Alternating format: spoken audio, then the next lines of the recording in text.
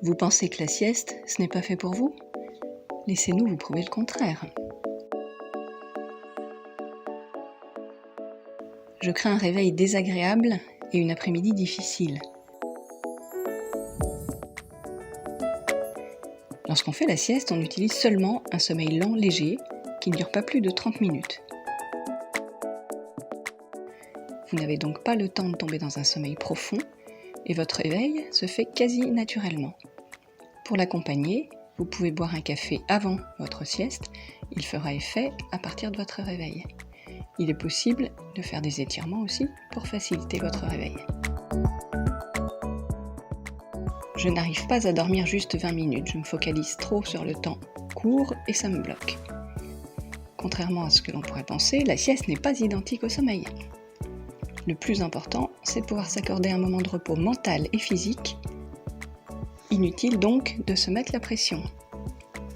D'ailleurs, on peut avoir l'impression pendant cette phase de sommeil léger, où les bruits extérieurs peuvent encore être perceptibles, de ne pas avoir dormi, alors que ce n'est pas le cas.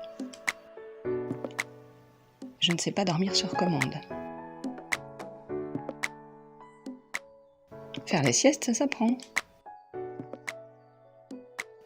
En la pratiquant régulièrement, vous donnez à votre corps de nouveaux repères qui lui permettront de plus facilement lâcher prise et d'en prendre l'habitude petit à petit. L'accompagnement par la sophrologie peut aussi vous aider. Je ne veux pas payer pour dormir.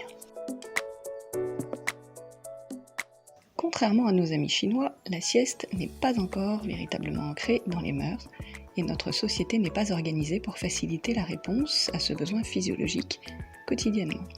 Quand le sommeil nous manque et que notre santé et notre efficacité sont affectées, nous pouvons prendre conscience de sa valeur et de la nécessité d'en prendre soin régulièrement. Je n'ai pas le temps.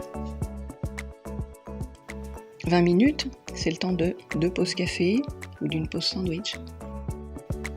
En début d'après-midi, nous somnolons, nous avons une phase d'inefficience qui dure d'1h30 à 2 heures.